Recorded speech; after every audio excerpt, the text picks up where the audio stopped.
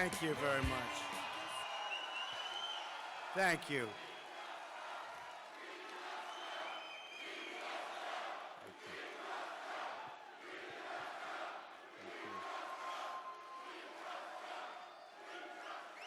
Wow, that's a lot of people up there.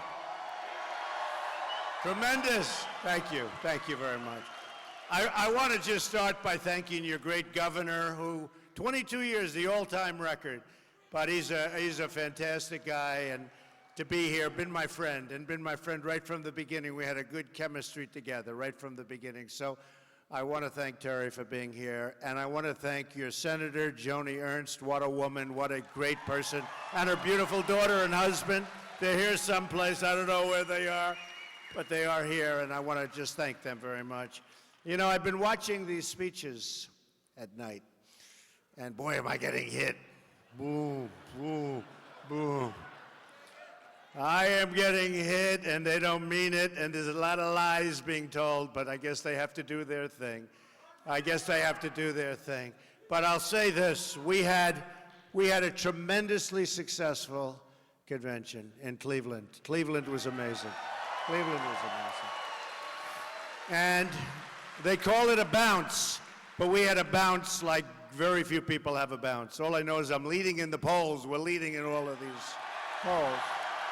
And we're going to make America great again, but I watched last night. We're going to make America better than ever before, believe me. But I watched last night, and they're not talking about the real world, you know. They're not talking about radical Islamic terrorism. They're not talking about borders where people just pour across. They're not talking about the crime, the kind of crime that we have in this nation. They're not talking about the fact that many people in our country are making less money today in terms of real wages than they were making 18 years ago. They're not talking about that. They're not talking about the fact that our jobs are leaving our country, that our jobs are pouring into Mexico and other countries. They don't talk about that. They don't talk about all of the problems we have in our country with education, where we're ranked very, very poorly nationwide in terms of locals, in terms of education on a worldwide basis.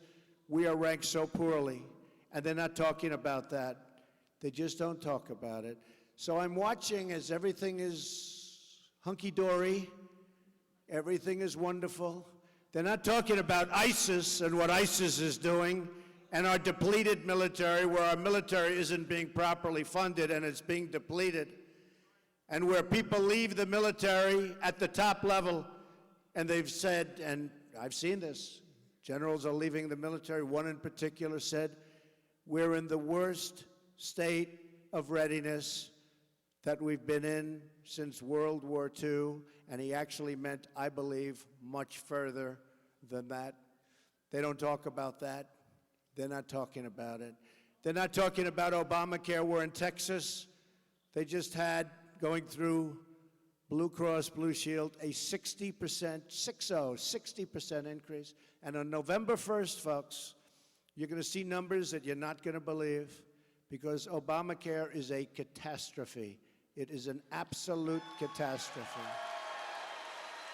And you're going to have increases. Now, here's the problem. They want to make it December. We can't let that happen, because we know the numbers are going to be astronomical, record-setting numbers, increases. And it's election-changing numbers. Now, we don't want to change the election because now we're leading, but these are election-changing numbers. And we want to have those numbers revealed prior to the election on November 8th, okay? We have to have those numbers revealed. And they will be revealed. And they will be revealed. So we're not talking about the real world. When I watch the folks, you know, they want to be optimistic. They were saying, and we did really well and got a lot of good accolades on what my children said, what the speakers said, what I said. But, you know, the haters were saying they couldn't say too much bad. They liked the delivery. They couldn't say too much. But what they did say, and it was very strongly stated, they thought my speech was very dark. They all used that same term, very dark. And I said, actually, it wasn't dark. It was very optimistic, because I explained the problem, and then I explained how we're going to fix it, or at least stated that we're going to fix it. I think it was a very optimistic speech. I think it was very optimistic. But I watched last night, and it was like all beautiful roses. Folks, we owe $20 trillion. It's going to be 21 trillion very, very soon. It's going to be, the numbers are astronomical. Astronomical. The numbers, you know, if interest rates ever go up, and you're going to start taking a look at this kind of a number, that's going to be a number that's going to match most of the other numbers that we have, which are so catastrophic.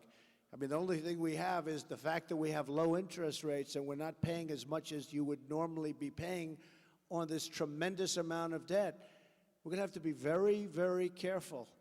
We have a very fragile situation. Obama didn't mention that during his 8 years now, almost 8 years, our debt has doubled. He didn't mention that, doubled. So you're talking about years and years, and then in 8 years it doubled. Nobody mentions that. And when you think of it, we doubled, and yet we're cutting back from our military. We're taking away from our military at a time when we most need protection. We have to take care of our military. We have to take care of our vets, but we have to take care of our military. So they just don't mention this. And then when I talk about, as an example, NATO, the money that we spend, we pick up 73% of the cost of NATO, and I'm a fan of NATO, but there's only 5 out of the 28 countries that are paying what they're supposed to be paying. So we're taking care of vast billions of dollars. We're taking care of NATO to protect other people. In other words, we're paying to protect them. Wouldn't it be nice if other people would pay and we could, like, do things properly? And when it's reported, the press never reports it the way it is. They'll say Trump doesn't like NATO. You saw the headlines a few weeks ago. Trump doesn't like NATO, wants to end NATO. It's absolutely false. But I want NATO, and I want the countries, 28 countries, 28. And we're picking up 73%. And what are we doing? We're protecting them. We're protecting them. It's got to change. I like NATO. I guarantee you, when I get in, they're going to pay. We're going to pay. We're right now the highest taxed nation in the world, okay? Now, somebody would say it's actually second.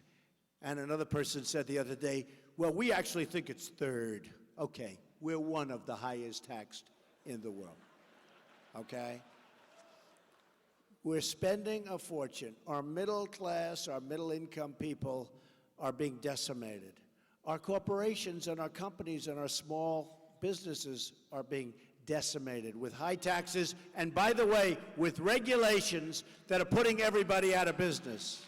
They're putting everybody out of business, including the farmers. I mean, the farmers, I have a friend, he's a farmer from Iowa, and he says these regulations are impossible.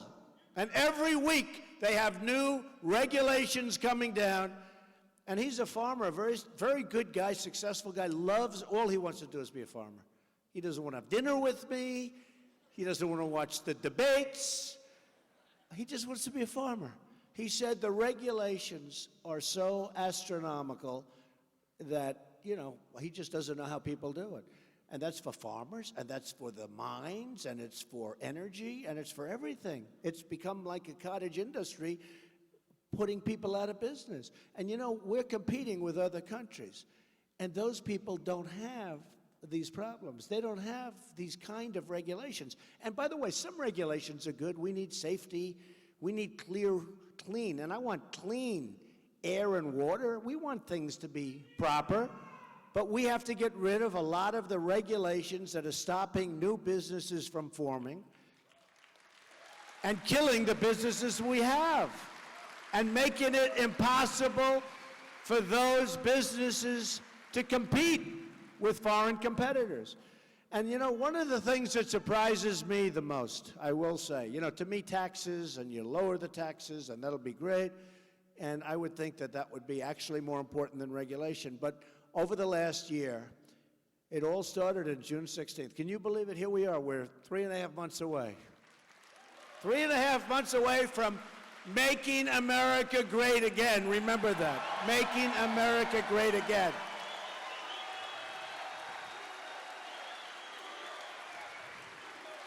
Thank you, thank you, thank you. But one of the things that most surprised me, and I met so many people with small businesses, big businesses, all kinds of businesses. But you know, if I gave them, you can only have one or the other. If I gave them their choice about bringing regulation down to a reasonable level or lowering taxes, I'm shocked. I think 100% they take regulation. That's how bad it is. But you're going to have both. You're going to have low taxes. You're going to have low taxes. So I have the biggest tax cut of anybody that's run for the presidency, Republican or Democrat. Hillary is going to raise your taxes very substantially to pay for these programs, many of which don't make any sense whatsoever. And they certainly don't make sense for you. But you're going to have a very serious, and you know this, you're going to have a very serious tax increase. Now, she doesn't want to talk about it. You ever notice? You can't find it, you can't talk about it. And what happened is Bernie, I feel sorry for Bernie, he just got tired. You know, Bernie would have been better in terms of what he did, because look, we have the biggest movement of all. This is a movement, folks, this is a movement. This is a movement, look up there. Wow. Hate to tell you, the balcony is bigger than what this is. Hello, balcony. I love you, balcony. Look at that. Man, this is a hell of a big theater. What kind of a theater is this? This place is big. That is amazing. Look at the size of that balcony. I don't think we have a balcony like that in New York, if you want to know the truth. It's unbelievable. Thank you. Thank you very much. Thank you very much. But we have to start making moves now.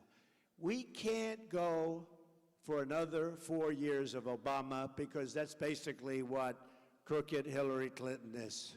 We can't go for another 4 years of Obama. People are tired of it. People are tired of not being able to knock out ISIS. They're tired of it, okay? They're tired of it. People are tired, we're fighting, we don't get along with anybody, and yet we don't get along with China, but they rip us off. We don't get along with Russia. Wouldn't it be nice if we actually got along with Russia? Wouldn't it be nice? I mean, is there something wrong?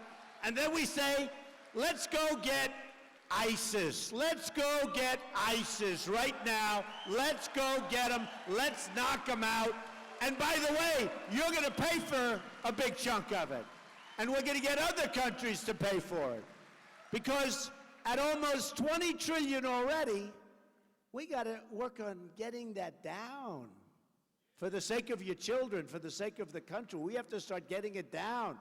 But you know, if you look at what goes on, the costs are tremendous when you have these battles, many of which we shouldn't be having. This should have been knocked out a long time ago.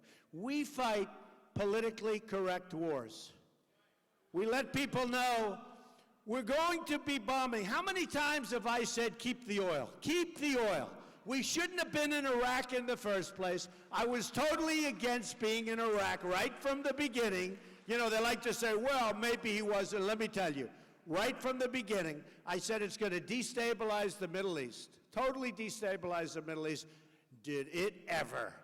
But we shouldn't have gotten out the way we got out, because that was a total disaster. ISIS formed. Nobody knew ISIS. Remember, our president said they're the JV, no problem. Okay? Well, we're going to make them the JV. We're going to make them the JV. But right now, they're not the JV. Right now, they're not the JV. So we have a lot of things to do, and they can be done. I'll give you an example, something very important. So the cost of military, you know, I've always seen that we spend many times more money than any other nation. I used to say, that's good. It's military. That's good. By the way, vets, we're going to take care of you. Good, we're going to take care of you. So I'd say big league. It's a disaster. The VA is a disaster. But I say we spend more money, that's good, that's good, that's great. You know, I wasn't in government, I wasn't a politician, although I felt like it because I knew the politicians so well. They do essentially pretty much what I wanted them to do, okay? I know it from the other side. Hard to believe, about a year and a half ago, I was establishment. I'd give hundreds of thousands of dollars to politicians, and it was fine, it was okay, nothing wrong, but I understand how to fix the problem. I mean, we have a real problem. We have a problem where these people are totally controlled. Hillary Clinton is totally controlled, 100%. Lock, stock, and barrel.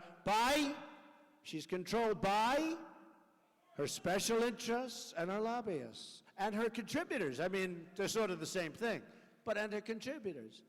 And if it comes down to taking care of you and doing what's right for you, or taking care of somebody that gave her $1 million or $2 million or $5 million to one of those PACs, you know, the PACs, I guarantee you, you have no chance. You just have no chance. It's not going to happen.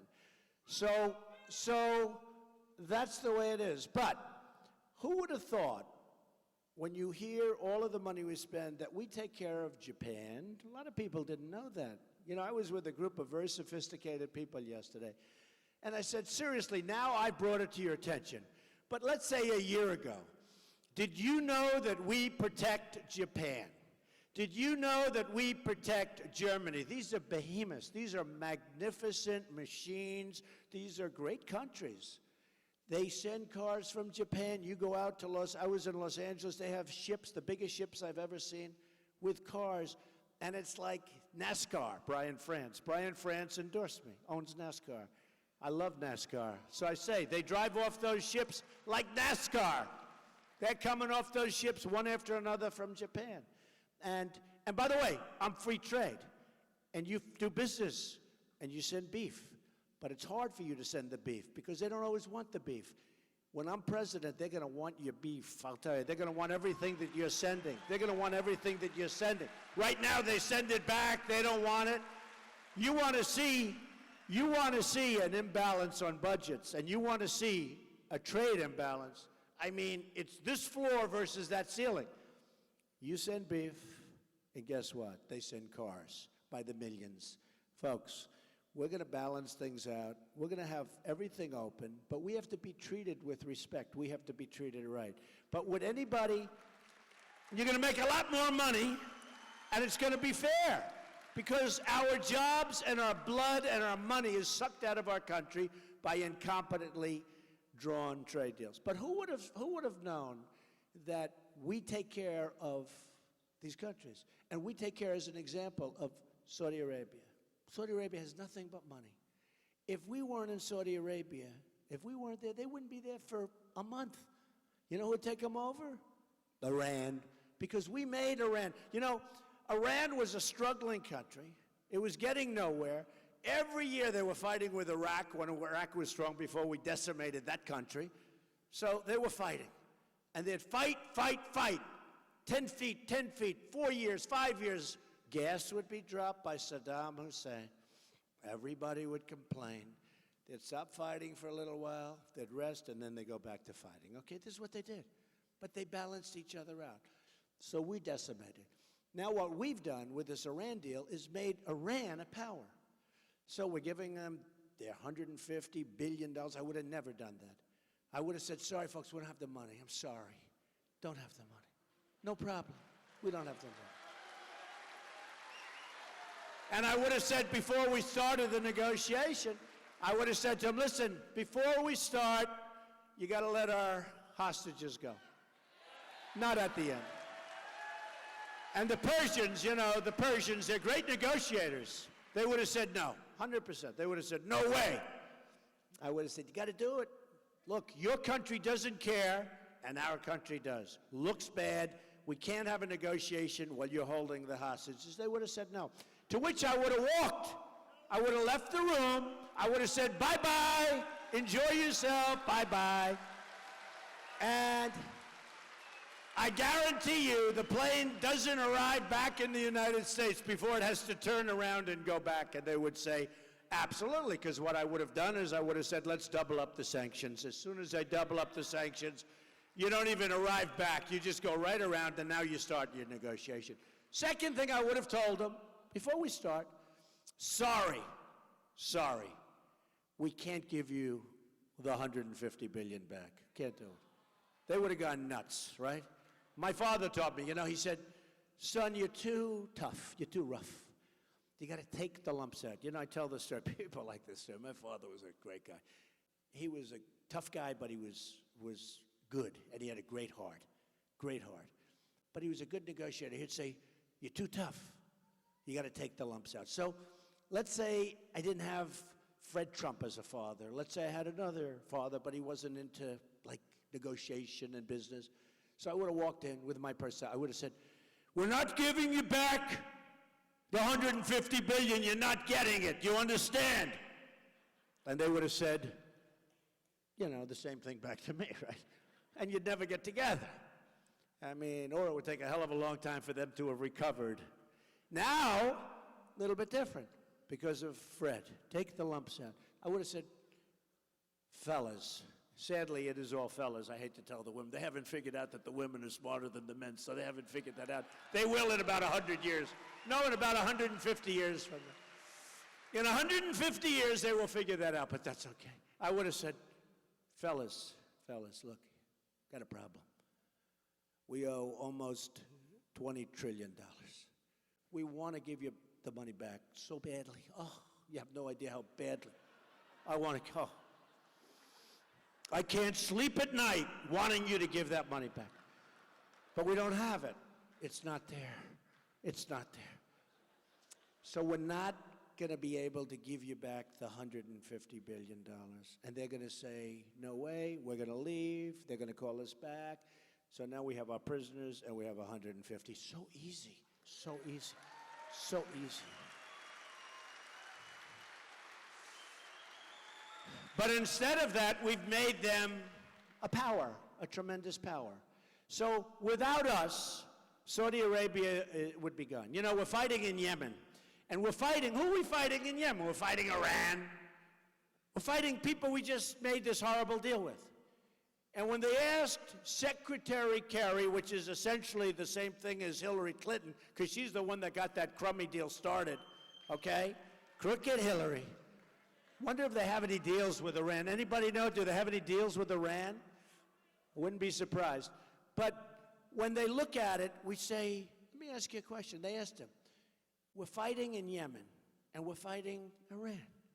So just out of curiosity, why didn't you settle that as part of the deal? You're giving $150 billion, you're doing all those things, you're embarrassing us where you take our 10 sailors, remember that? And the only reason we didn't get them and didn't have more of a problem, we had a big problem. They embarrassed us, they humiliated our country. But the only reason they didn't keep them is because we hadn't paid the money yet. I guarantee you, if that money were paid, I guarantee they'd still be there. And they'd be there until I win the election on November 8th. And then, even though we don't take office till January, middle of January, oh, I look forward to that. But even though we don't, on November 9th, they'd all come home. They'd all come home. Because we're not going to play games. We're not going to play games. We're not going to play games. And they'll all come home. They'll all be back. They'll all be back. That was a terrible humiliation. Now, just by luck, had that money been paid, but it hadn't been paid yet, a lot of the money. They were waiting. These are not stupid people. Let's not hold the 10 sailors, and they're not going to give us back the start of $150 billion. No, we want our money. Okay, so they humiliated us. They humiliated the sailors and ruined their lives, by the way. You saw what happened. They ruined their lives. And that stuff's not going to happen with us. Not going to happen. It's not going to happen. And these are our friends. You know, they sign a thing, and Kerry, who falls off his bicycle during a race, breaks his leg in the middle of this negotiation. He walks in, he misses a long time, then he walks in with crutches, and they're looking up and they're saying, do you believe these people? They're even saying, what the hell ever happened to the United States? Here's our negotiator. This is our chief negotiator. And I promise you, 100%, I pledge that I will never enter a bicycle race during an important negotiation. I promise. I promise. So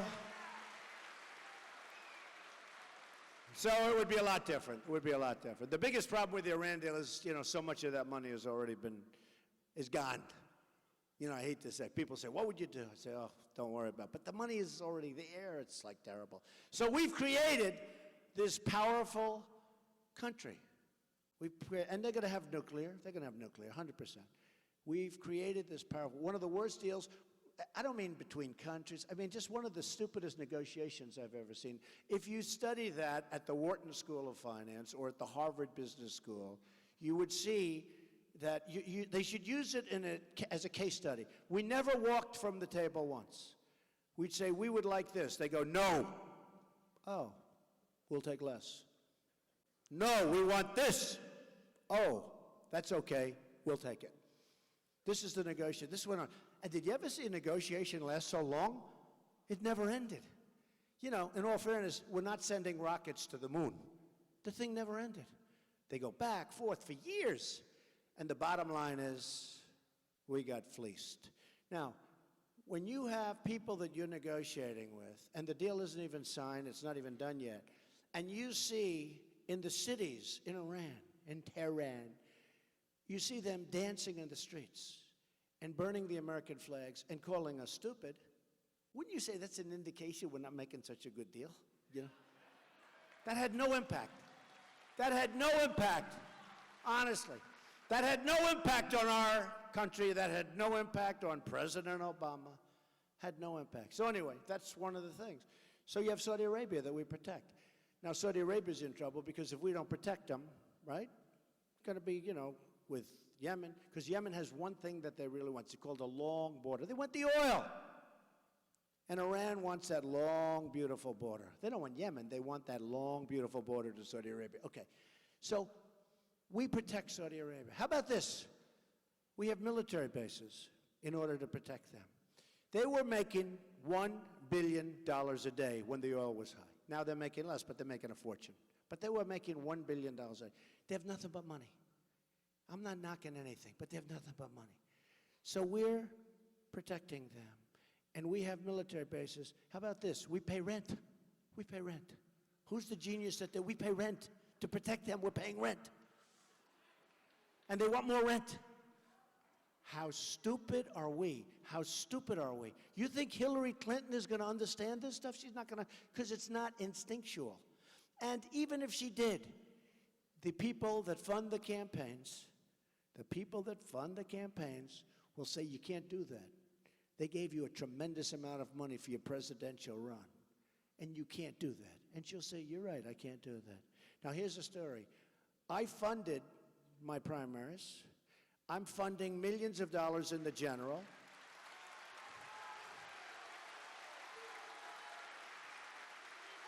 In fact, last month it was $2 million or $3.8 million or something. Yesterday I said, sir, would you do a match? Yes. How much? $2 million. Okay, we'll do $2 million. And I'm spending a lot of money. And you know what's beautiful? I'm not going to be bought off. I'm not going to be bought off by special interests. I was coming up and I was watching Fox, who, by the way, has treated me very fairly. And Stuart Varney was on. I'm sure CNN loves this as they broadcast live, but CNN is treating me really, I mean, those panels, those are horrible panels. I feel so sorry for Jeffrey Lord. Jeffrey Lord sits there and he's got 7 killers and Jeffrey.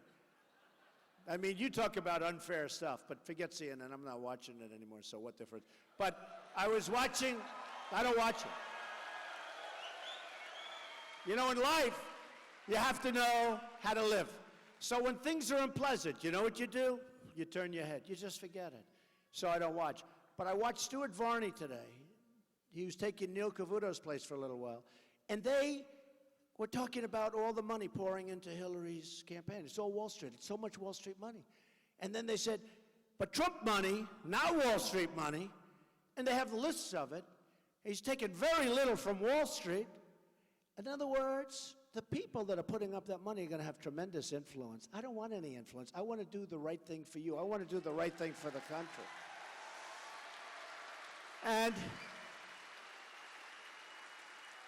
And we're raising a lot of money for the Republican Party, for the Republican National Committee. Reince Priebus is doing a great job. I got to tell you, folks, he's doing a great job. He is doing great. But we're raising a lot of money, and they're building ground games and everything else, and I'm putting up a lot of money, but I'm bringing a lot of money into the party. But part of the beauty of the money is that we're also out raising the small donations. And last month, I think it was $27 million, and we only started. You know, you heard in May, they were saying, Donald Trump has raised no money. Give me a break. Yeah, because I've been putting up money myself. But then we started our campaign, because I wanted to start on my birthday. I'm superstitious. June 14th, okay? June 14th, Flag Day. Flag Day. But anyway. And so we started, and people were giving contributions. I was putting up a lot of money, and I continue to put up. I think it was 3.8 last month. Be a lot of money. I want to put a lot of money. It's worth it. Who the hell cares? You know, it was very good. I thought I put up $2 million last month, and they said, no, it was actually 3.8. I said, that's okay, too. Who cares? Because it's pretty good when it doesn't matter. But you know what? You know what? What I want to do is we have a movement going on, the likes of which they've never seen in this country, and maybe anywhere, where Bill O'Reilly, smart guy, tough guy, Bill O'Reilly said, it's the single greatest political phenomena he's ever seen. Big statement. Britt Hume said it. Many people have said it. Many of the pundits that said, Trump will never run. Then I ran. They said, oh, he was running. Then we opened, remember, the first month, 6%. Now, what they didn't realize, I only had, I think, 7 days, so 6% wasn't bad. Then it went from 6 to 12, from 12 to 18, and every time it went up. And don't forget, we had 17 people. A lot of people. It's the biggest field ever. But it went up. It went from 6 to 12 to 18. Then it went to 20, 24, 28, and every time, every week they'd say, well, 6%, that's his ceiling. That'll be his ceiling. He won't go any higher than 6. You know, these are guys that get paid probably $500,000 to sit there and tell people to go fight in Iraq. They got it all so wrong. Okay, they got it all so wrong. So it goes to 6, and then what happens is they say it's the ceiling. Then I go to 12, and they say, you know, he went up to 12. You can see the guys can't breathe. It went up to, I don't want to. They go up. They're all of them. They're all sitting there. They were all sweating. And he went up to 12. Well, that's the ceiling. Definitely, there's no way he goes more than that. Now it goes to 18.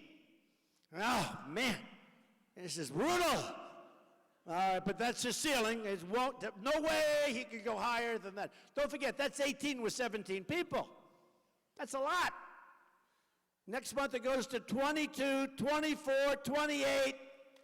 And every time they say that's the ceiling. Then it got to 32, and they said, man, you know they want to say a horrible word. Like, but they didn't want to say. You know they want to say. And the funny thing was, and then, I mean, from like the third or fourth week on, we were number one. We ran it right through. We ran the string. It was such a beautiful thing to watch, one after another after another. And, you know, talented people. And now we have one left. And in theory, In theory, it should be the easiest, but it's a rigged system. It's a totally rigged system. The elections are rigged. It's a totally rigged system. And, I mean, there are communities, you hear what goes on. It's a rigged system. So I never want to say with great surety, because you don't know what's going to happen. I mean, you saw what happened 2 weeks ago with Hillary, where they caught her in lies. They caught her, I mean, 33,000 emails are deleted, and that's okay? 33,000? Can you imagine if you deleted emails? Forget it.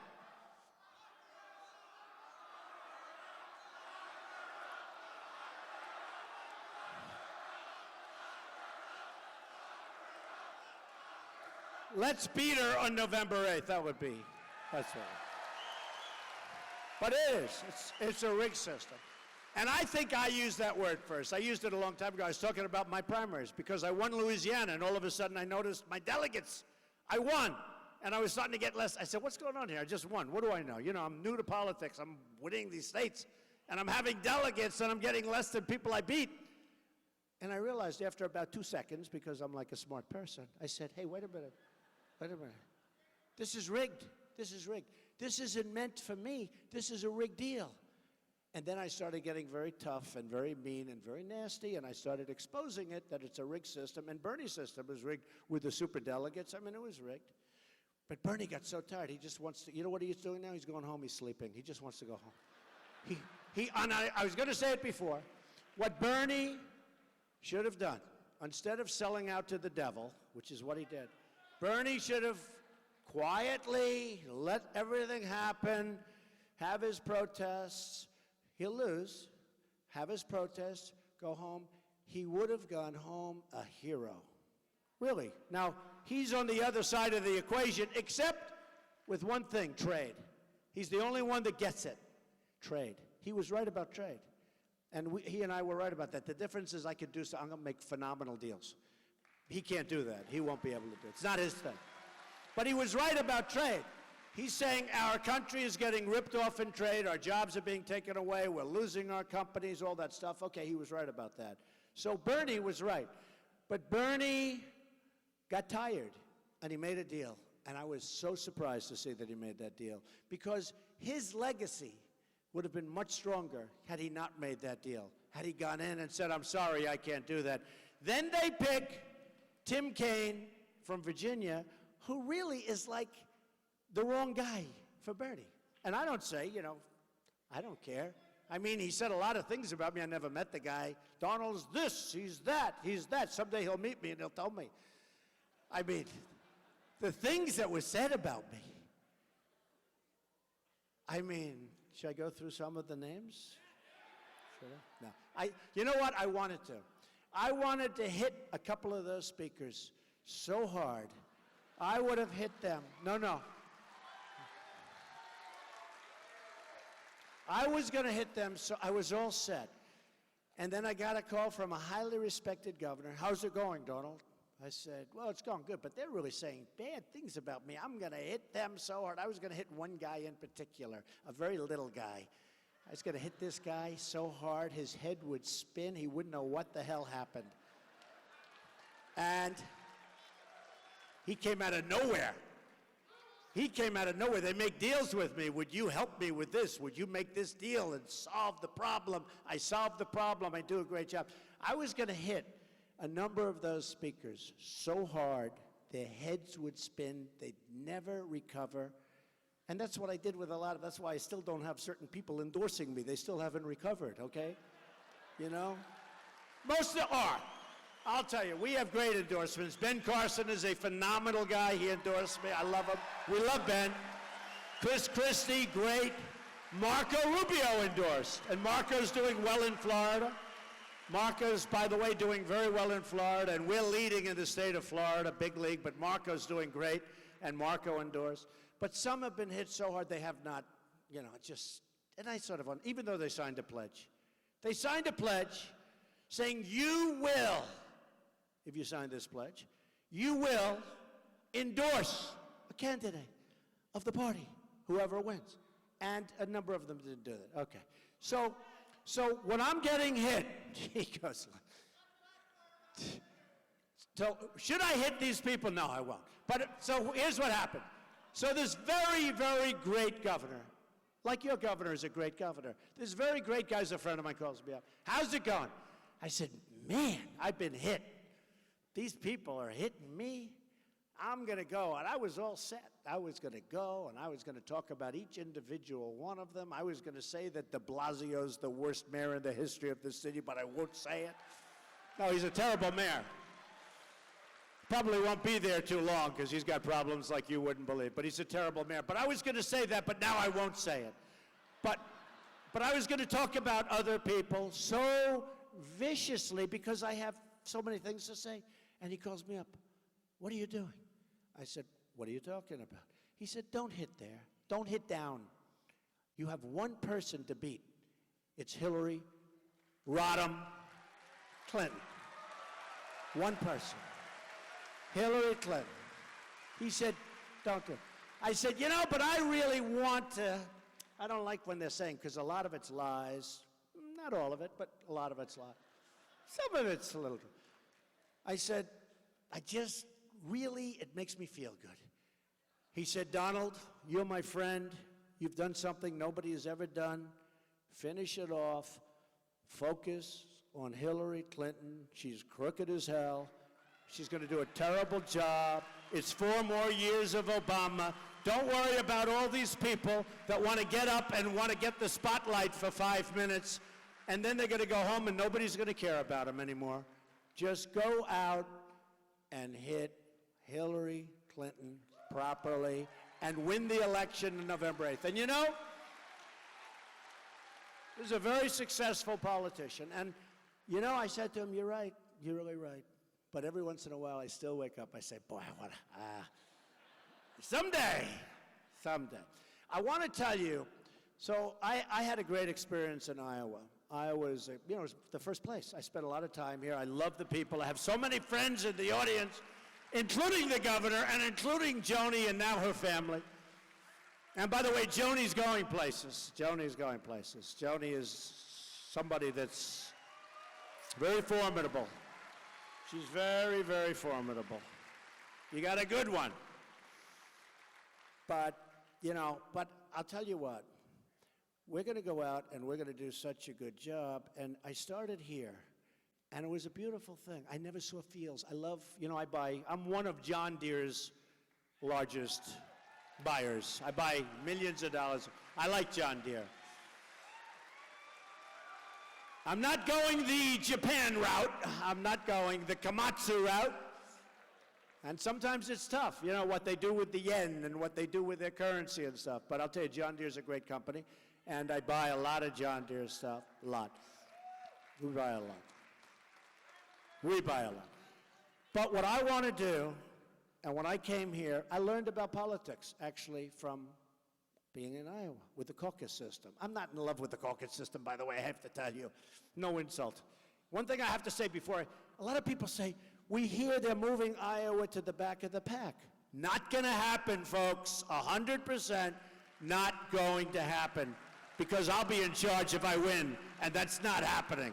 I don't know what the hell's going to happen if I don't win, but, you know, they're talking about that, and I say it's never going to happen. There's a beautiful tradition, Iowa, New Hampshire. You know, there's something beautiful about it. It's going to stay that way, and that goes for New Hampshire, too. But I got the caucus system and did really well.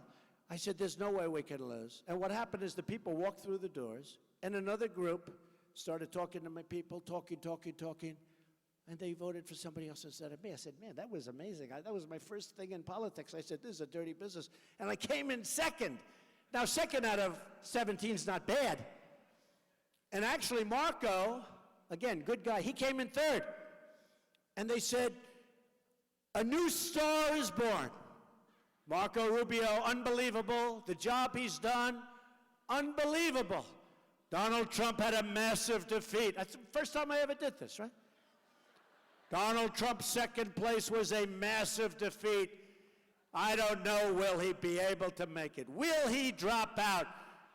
Now, Marco was third, and they said, a star is born. I said, wait a minute, I came in second, he came in third. That doesn't matter. This politics is a tough business, I'll tell you. Dirty, dirty business.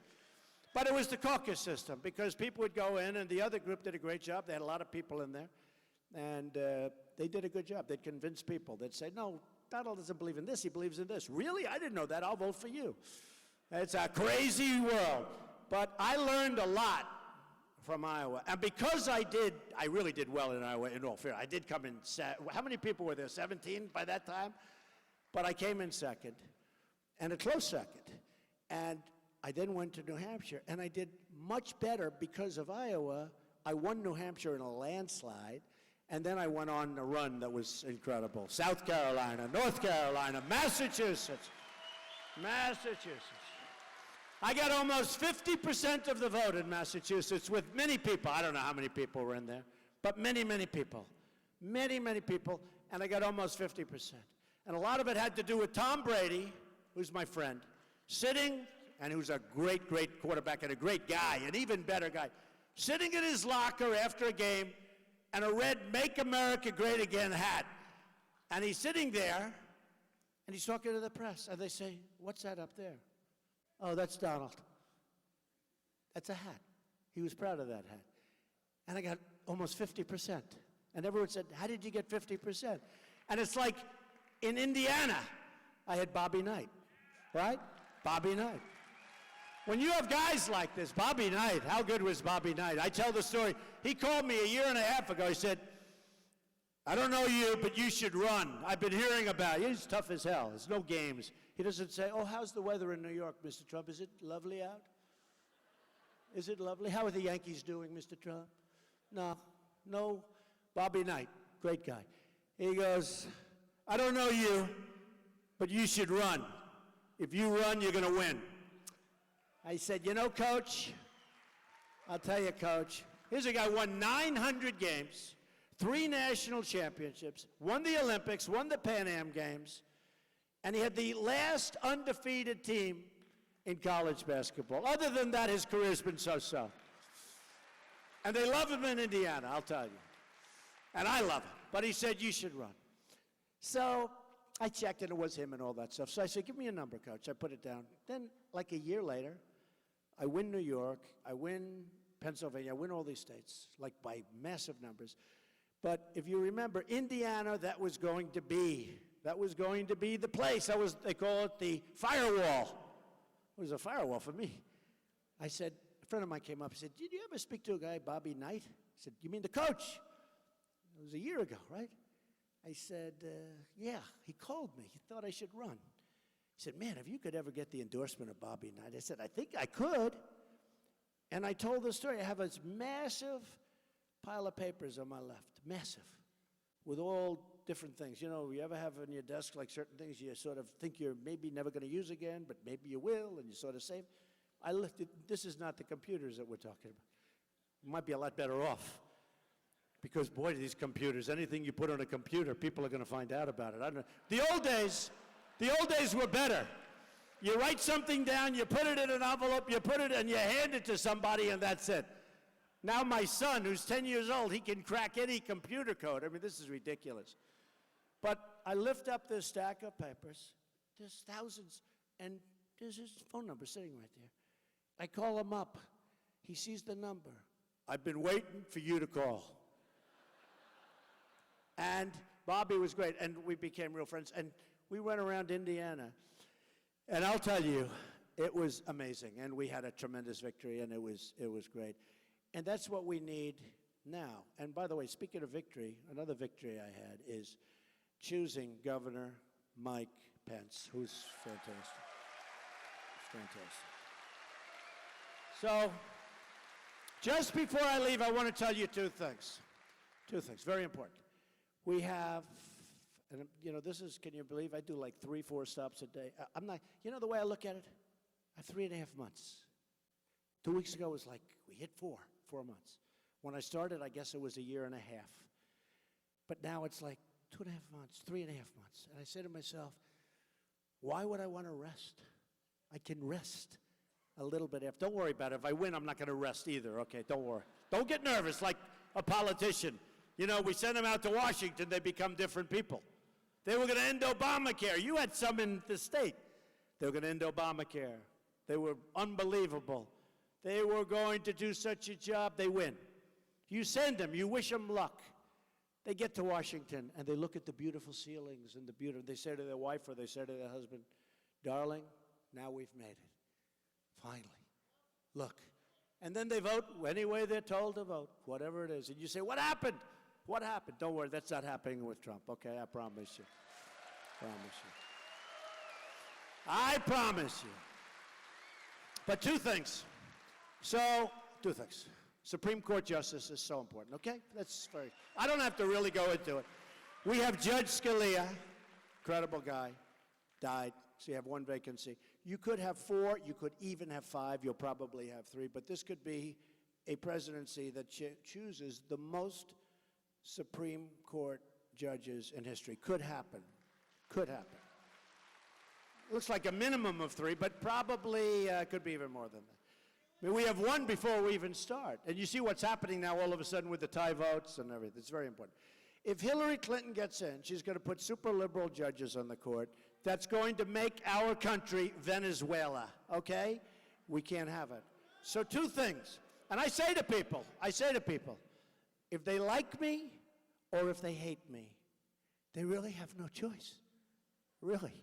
Now, you people like me, okay? Maybe some love me, okay? I love you.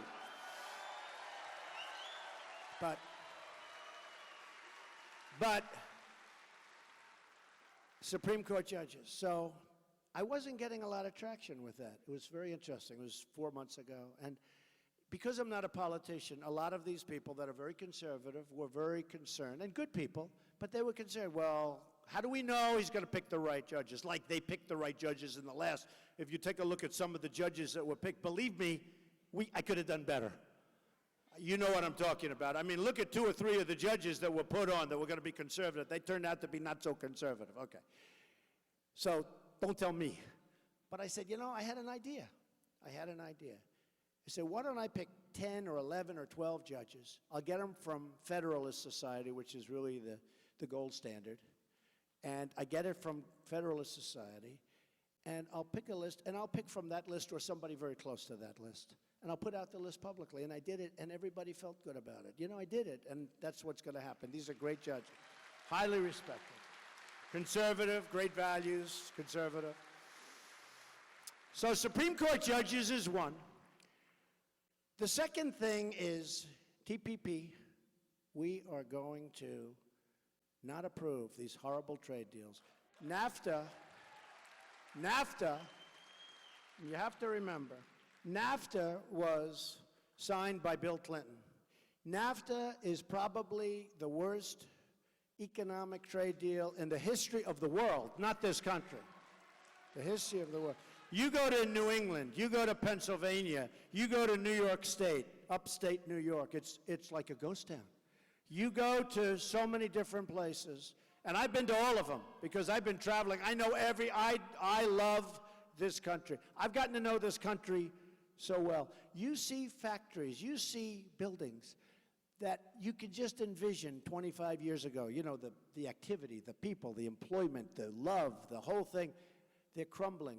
They're coming down just from wind and water. They're just pouring down. They're all over the place.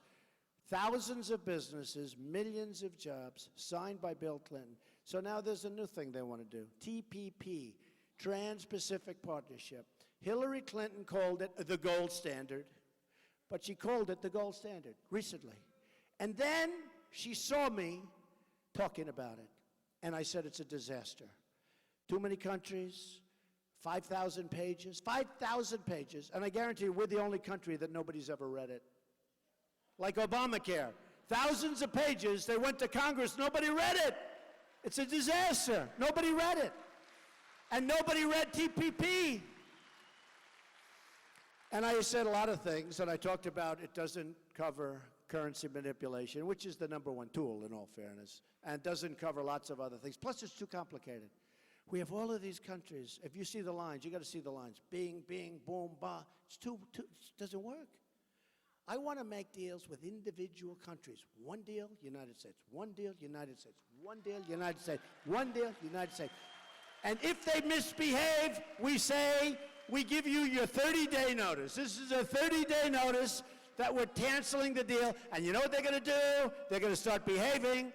They're going to stop behaving, or we're going to negotiate an even better deal. But just one-on-one, one deal, one deal, one deal.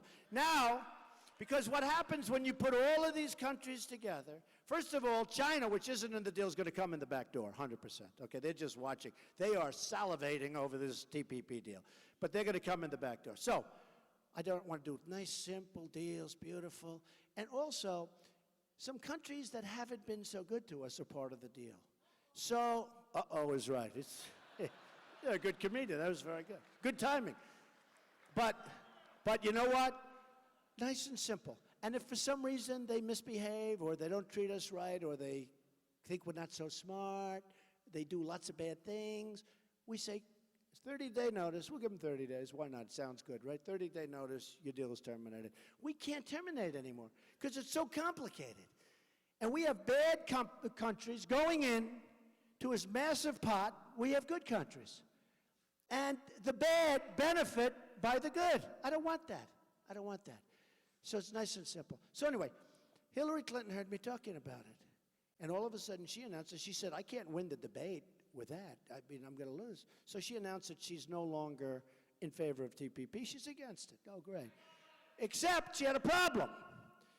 Because her vice presidential pick is totally in favor. That's not the biggest problem. The bigger problem is Terry McAuliffe, who is the governor of Virginia, said, and there's nobody closer to Hillary Clinton, including Bill Clinton, than Terry McAuliffe. Okay, believe.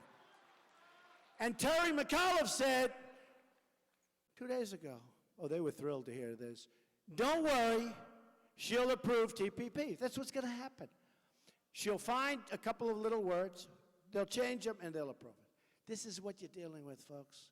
It will be approved. I hope you don't have to get to watch, because that means that we as a movement are gone. And this country is going to be a mess, maybe forever. Maybe forever. But what happened is he came out and he said, don't worry about it. I don't know, maybe it was a small group. Maybe he was winking to him and saying what's going to really happen. But that's what's going to happen. She'll change a comma. See, take that comma out, put it over here. Okay, the deal is I've made a better deal. You can't approve it. That will make NAFTA for Iowa and other places like baby stuff. So you can't do it. TPP is a disaster. Hillary Clinton called it the gold standard. She was all excited. And then she decided not to go against it, okay? She will approve that deal as sure as you're standing or sitting here. Thank you for all standing. You have all these seats and you're not even sitting. Hey, how many people get a standing, like the whole thing you're standing? I mean, and I don't even have a musical instrument. No instrument, right? It's pretty good. No, you know what it is? Because you love the country, we want to do something. We're tired of stupidity. We're tired of a lack of common sense. You want to see things happen. The one other thing, I'm going to say this for the evangelicals, okay? Who's evangelical in the room? A lot of people.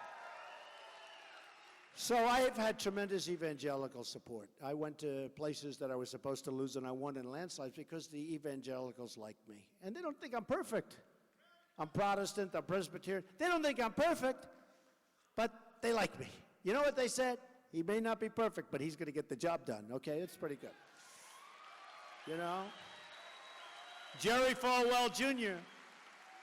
Jerry Falwell Jr. gives a great story. He's a phenomenal guy, Liberty University, and he endorsed me, and he was great. And he tells the story of his father. And his father had a pastor, Jimmy Carter, and Ronald Reagan. Jimmy Carter was perfection. Taught Sunday school, knew the Bible every which way, everything was perfect. Ronald Reagan had a divorce, and he had other things. And the father endorsed Ronald Reagan. He said, I have no choice because I just have to do this. And he endorsed, and he took a lot of heat, and then later on, they gave him a lot of praise, okay? He did a very good job. But here's what's going to happen. The evangelicals have been amazing. And I had 50 pastors and ministers and rabbis in my office numerous times, and they're so supportive. And these are tremendous men and women, very, very strong, tremendously powerful speakers, great speakers. Some of the biggest in the world, some of the best. I'm a big fan of Billy Graham, and Franklin Graham, his son, is like incredible. And Pastor Jeffress has been amazing, Pastor Jeffress, and he's the one, Pastor Jeffress gets on television, and he said, Donald Trump may not be perfect, but I'll tell you, he's our not perfect. And I said, I think that's good. But anyway, so I have like this tremendous group of people, and I had 50 of them in this big conference room in my office at Trump Tower, and they're all incredible. And they were praying and talking, and then I said, well, I'd love to get your endorsement. They go, what? I said, I mean, you love me. I can see. I get it.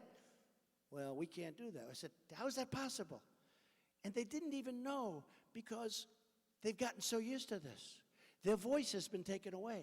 Religion's voice has been taken away. And it was taken away by Lyndon Johnson in the 1970s. Because of a dispute he had, I think, with the church. And this was his way of silencing the church. And he was a powerful guy, smart as heck, powerful guy. And it sat, and somehow he got it through, and the evangelicals and other religions didn't do anything about it. And it sat and sat and sat. So anyway, I said to him, I'd love to have some help. And they said, well, if we do that, we could lose our tax-exempt status. I said, whoa, that's big league. You're kidding. They said, no, it's very serious, and we would lose our tax-exempt status. And I thought about it for a while. And they didn't bring it up to me. I brought it up to them. They sort of got used to it. In other words, they got used to it. But what it did is it took away their voice of great people, of great people.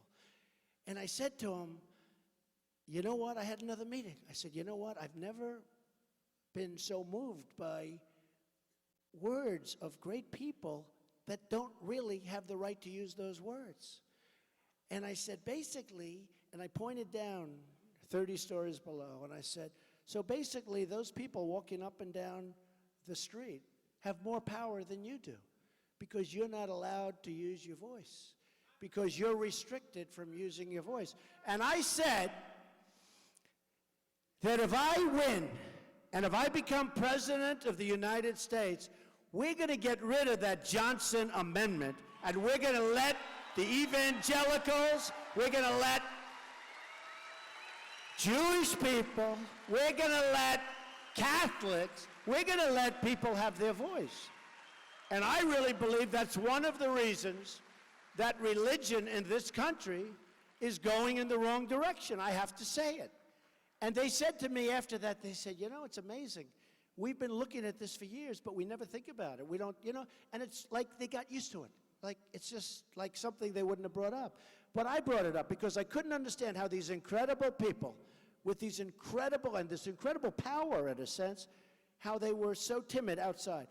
And they're not going to be timid anymore. And that's what's happening to religion, and that's one of the reasons that it is heading in the wrong direction. These are amazing people, and I, for one, want to hear their voice out there. And if they want to become active, that's a good thing, not a bad thing. We're going to get rid of the Johnson Amendment. It's in our platform. I got it put in the platform of the Republican Party. It's in the platform of the Republican Party. And we're going to do it. And I'm very excited about that. I figure that's one way I'm getting to heaven. I figure that's one way. That was a mosquito, by the way. I don't like mosquitoes. That's the second time that's happened to me. That was a mosquito flying over my head. I said, I'm getting that mosquito out of here. But we are going to get rid of that. And I'll tell you, evangelicals, Catholics, Jews, Muslims, everybody, this is going to be a very important election for you. This is going to be your most important election in a true sense, because your great respected people are now going to be able to speak. And I will tell you, once they do that, you're going to see a very much different country in terms of religion and in terms of spirit. And I think it's very important. So you have to get out on November 8th. Thank you. Thank you very much. I love Iowa. It's the beginning. And on November 8th, Get out and vote. We're going to start winning again. Thank you very much, everybody. Thank you. Thank you. Thank you. Thank you. Thank you, everybody.